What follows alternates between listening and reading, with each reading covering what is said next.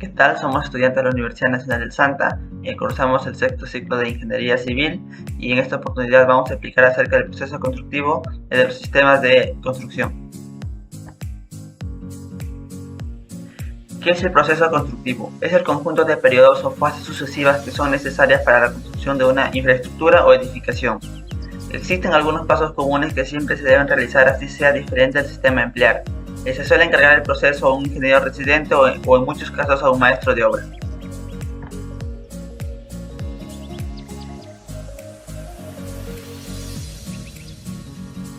En cuanto a los elementos estructurales, son los mismos para cada sistema, pero sí tomando en cuenta las normas del Reglamento Nacional de Edificaciones. En este caso tenemos la cimentación, los muros, las columnas, las vigas y las losas. Empezamos con el sistema de albañilería confinada, el cual es un sistema de construcción formado por muros de ladrillos, reforzado en los extremos por columnas de amarre y en la parte superior una viga de concreto. Ahora tenemos el paso 1, que es el reconocimiento del terreno. El ingeniero residente, con ayuda del maestro de obra, hace el reconocimiento de las medidas del terreno de acuerdo al expediente técnico. En el paso 2 tenemos trazado y planteo del terreno. Después de verificar las medidas se hace el trazado exacto del terreno. Para este paso es importante clavar estacas en cada una de las referencias del terreno y con ayuda de un hilo se recorre todo el límite de propiedad. Ahora como paso 3 tenemos la colocación de niveles. Este proceso se da a través del teodolito o en muchos casos se emplea el nivel de agua que consiste en una manguera transparente con agua en su interior. Este proceso se da con la finalidad de tener un terreno plano y sin pendiente. Además, se da el escuadrado del terreno en donde sus lados tienen que estar perpendicularmente. Ahora tenemos el trazado de ejes y cimentación. Con ayuda de balizas y un cordel se trazan los ejes en el cual tanto el X como el Y tienen que estar de manera perpendicular. Este proceso ayuda a una mejor ubicación de las columnas y a una mayor exactitud para las excavaciones correspondientes. Ahora tenemos el proceso de excavación de cimentación, el cual consiste en sacar la tierra de acuerdo a las líneas trazadas anteriormente.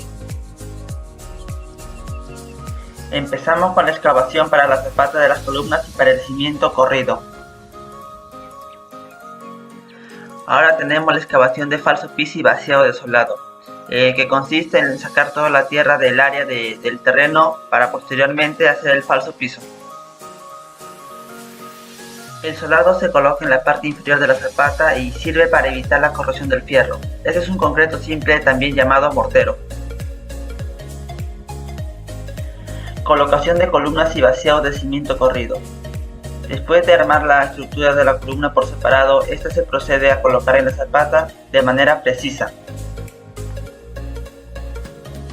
El cimiento corrido es el relleno sólido normalmente de hormigón, de una zanja de 40 centímetros de ancho por el largo total de la edificación y cuya profundidad varía de acuerdo al proyecto. Encofrado de sobrecimientos. Después de haber vaciado la zapata respectivamente, se procede al encofrado del sobrecimiento, el cual es una altura de 30 centímetros aproximadamente y el ancho es de acuerdo al ladrillo que se utiliza en la construcción. El sobrecimiento puede ser corrido o puede ser armado. Después del encofrado se procede a vaciar el sobrecimiento de acuerdo al concreto en las especificaciones técnicas. Después del vaciado y dejando secar un día, finalmente se desencofra el sobrecimiento. Levantamiento de muros. Antes de asentar los ladrillos se debe mojarlos en un recipiente con agua. Colocamos el mortero del asentado, se recomienda aproximadamente 2.5 centímetros de altura y sobre esta mezcla colocamos el ladrillo. Una vez colocado el ladrillo lo presionamos hasta que la junta quede de 1.5 centímetros o del espesor de la junta que creamos conveniente. La mezcla desparramada por los dos se recoge con una espátula y se reutiliza. En cada colocación del ladrillo debemos recoger la mezcla que se queda desbordada por los lados. Encofrado de columnas y vaciado de concreto. La madera y tablas que han de usarse para los encofrados deberán estar en buen estado, limpias de desperdicios y serán rechazadas si presentan arqueos o deformaciones que perjudican la forma final de los elementos a vaciar. Se debe verificar que el encofrado se haya mantenido completamente vertical, por lo que debemos utilizar la plomada. Los costados de los encofrados de columnas están formados por tablas de 1 pulgada o de 1,5 pulgadas de espesor. Desencofrado de columnas.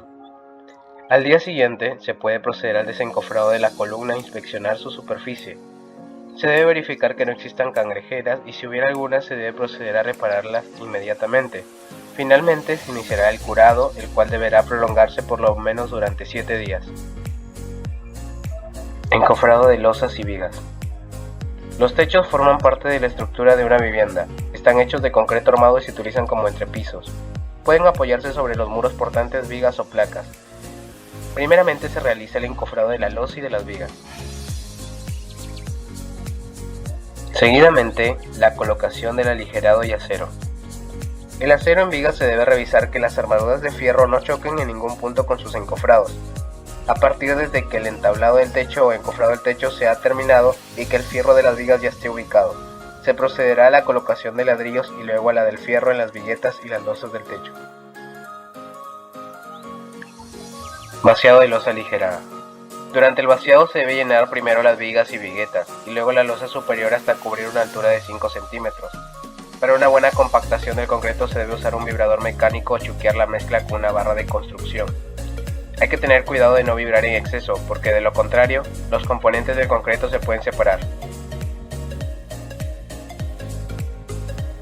Desencofrado de vigas y losas. Los frisos del techo aligerado podrán ser retirados al cabo de 24 horas del vaciado del concreto. Después de 7 días de haberse realizado el vaciado, se procederá al desencofrado de las vigas. Las losas aligeradas se podrán desencofrar antes, pero previendo dejar puntales cada cierto tramo. Tarrajeo y acabados del piso. El tarrajeo es el trabajo final en una construcción de muros de ladrillo o concreto que se hace para poder reducir vacíos y nivelar la superficie. Las columnas llevan la vestidura en todas las áreas con la mezcla preparada, al igual que el tarrajeo en vigas, en la que se debe revestir la sección bajo la losa. Si la sección en las columnas es poligonal, es necesario revestir todas sus caras con una unidad de medida de metros cuadrados y perfilar las aristas en milímetros. Tarrajeo en el techo. Este es uno de los tipos de tarrajeo que más se hace en la construcción, y es que se aplica para darle acabado a un aspecto plano y súper definido al techo, para que quede unificado a las paredes perfectamente liso y sin ningún tipo de porosidad. Ahora vamos a hablar sobre la albañilería armada. Esta se refiere netamente al muro, pero con refuerzo tanto longitudinal como transversal. Esto también va a ser dependiendo del análisis estructural que se haya realizado con anterioridad. Podemos decir también que la armadura deberá cumplir con lo establecido en las normas barras de acero, con resaltantes para concreto armado, como nos lo indica la norma técnica peruana 341.031. También podemos decir que solo se permite el uso de las barras lisas en estribos y armaduras electrosoldadas, estas usadas como refuerzo horizontal. Las armaduras electrosoldadas deben cumplir con la norma de malla de alambre de acero soldado para concreto armado, tal como nos indica la norma técnica peruana 350.002. Iniciando con el proceso constructivo de la albañilería armada, vamos a iniciar con el paso 1, lo que vendría siendo la limpieza del terreno. Debemos decir que en este caso debemos verificar si hay desniveles y si en caso los hay, debemos nivelar el terreno.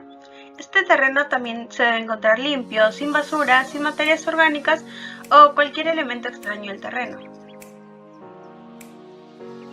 Ahora vamos a hablar sobre el segundo paso, que vendría a ser el trazado de cimentación, o también le podemos decir el replanteo de la estructura en el terreno. Entonces, en este paso se tensan cordeles utilizando caballetes formados por 2 estacas de madera.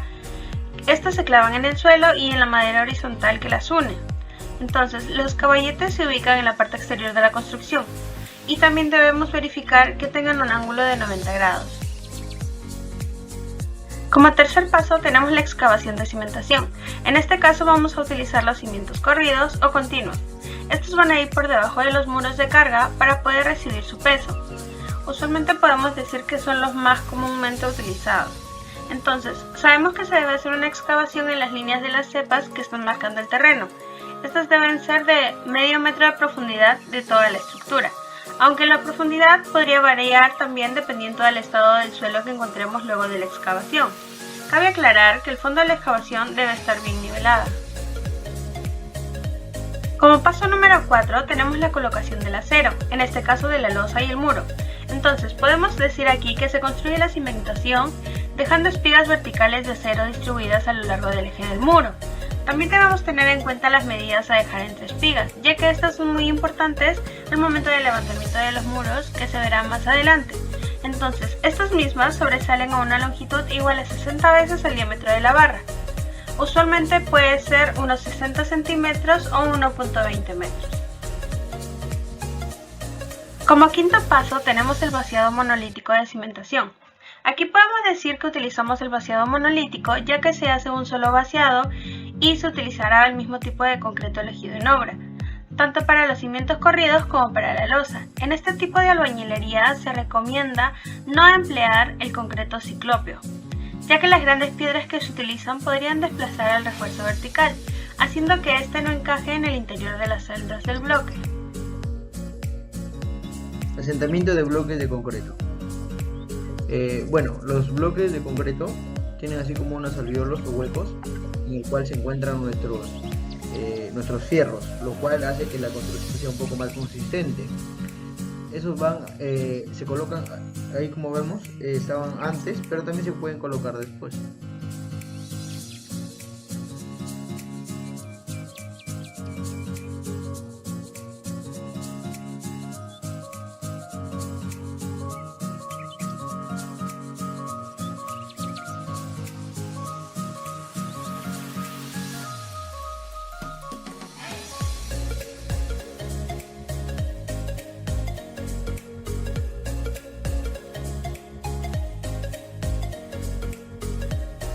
Ahora tenemos el vaciado de muros brut, en el cual ya teníamos los bloques de concreto colocados justo con los fierros. Pasamos a llenarlos con el concreto, ¿no? Dentro hacemos el vaciado, con el cual llenará los espacios vacíos que tenían los bloques con lo de los fierros, para que tengan una construcción sostenible.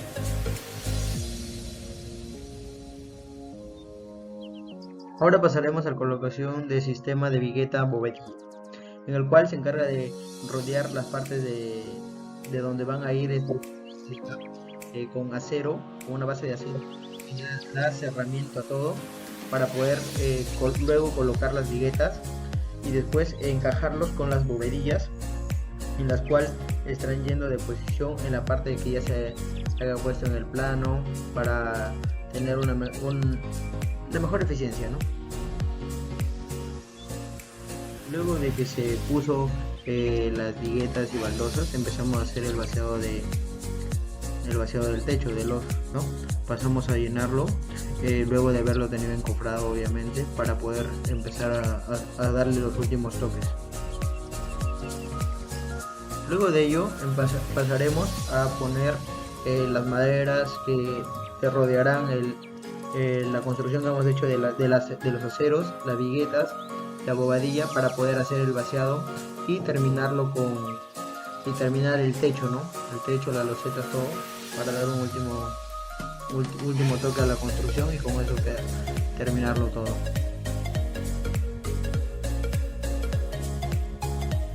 Sistema porticado. Este sistema basa su estructura en pórticos que a su vez están conformados en un conjunto de vigas, columnas y una cimentación, en este caso son zapatas. Estas se encuentran conectadas rígidamente entre sí por medio de nudos. Este sistema facilita la construcción en altura. Todos los elementos de este sistema son en concreto reforzado. Quiere decir que en su interior hay un armazón de acero. En el caso de la zapata, se trata de la parrilla de cimentación y aparte el castillo de la columna. Ambos se tienen que unir, ya que las columnas nacen desde la cimentación. Bueno, tenemos el proceso constructivo del sistema porticado. Para este sistema porticado tenemos este proyecto, en el cual se pueden observar las vistas y, la estructura totalmente completa en 3D. Como primer paso, tenemos la lectura de planos, que consiste en reconocer e interpretar los planos de proyectos de edificación para un adecuado desarrollo integral del proyecto.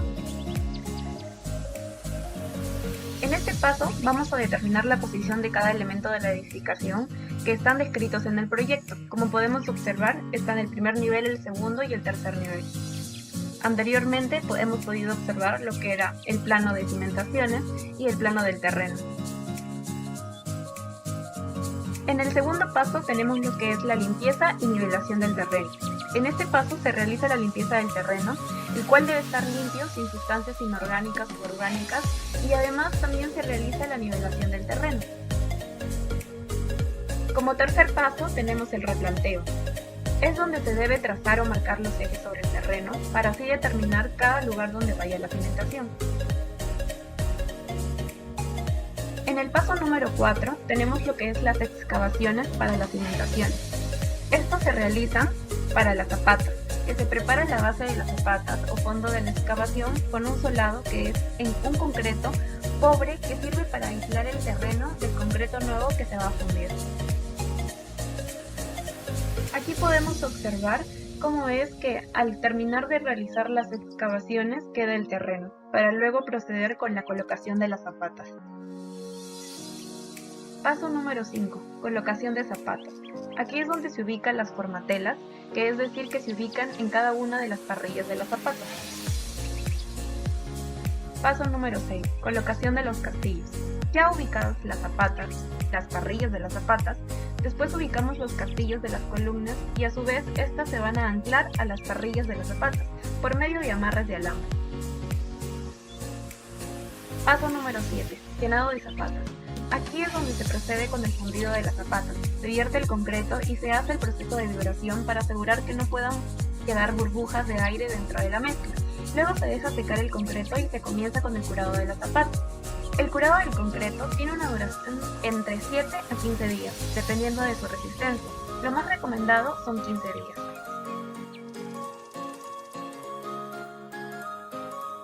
Colocación de vigas de cimentación. Luego se rellenan con recebo, que es la mezcla de materiales granulares de diferentes tamaños, predominantemente pétreos, usado como soporte para construir estructuras de concreto y asfalto. Luego de ello se monta toda la estructura para la viga de amarre, formada por 2 barras superiores y 2 barras inferiores.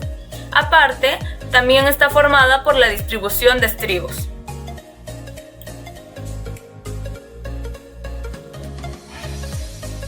Colocación de vigas de cimentación. Luego se rellenan con recebo, que es la mezcla de materiales granulares de diferentes tamaños, predominantemente pétreos, usado como soporte para construir estructuras de concreto y asfalto. Luego de ello se monta toda la estructura para la viga de amarre, formada por 2 barras superiores y 2 barras inferiores. Aparte, también está formada por la distribución de estribos. Paso número 10. Colocación y llenado de sobrecimientos. Para ello primero se funde la placa de cimentación, luego se hace el procedimiento para la construcción del sobrecimiento. Para ello primero se realiza el encofrado y este se arma con elementos de madera, considerando las especificaciones que se tienen en los planos. Se continúa con el vaciado del concreto y el vibrado. Cuando ya se encuentra endurecido, se realiza un rayado sobre el sobrecimiento. Paso número 11. Llenado de columnas.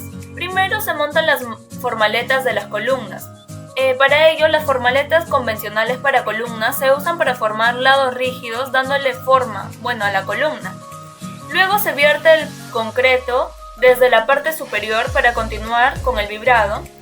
Luego que el concreto se endurezca, se comienza con el curado, con un riego constante de agua para que el concreto llegue a una resistencia de 70%.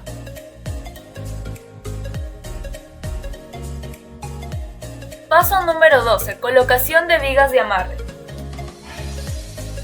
Se montan las vigas de amarre superior, las de contrapiso y los aceros de losa que van entre piso.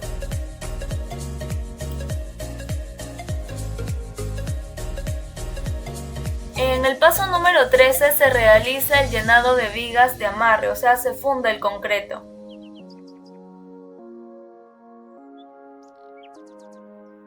En el paso número 14 tenemos la colocación y llenado de las losas.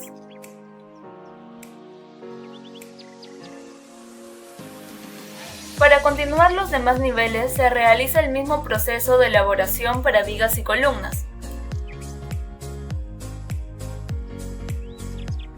Paso número 15. Levantamiento de muros. Los vanos entre luces son complementados por mampostería o algún tipo de herramienta equivalente. Sobre esto se basa su éxito en la solidez, la nobleza y la durabilidad que presenta este sistema pórtico.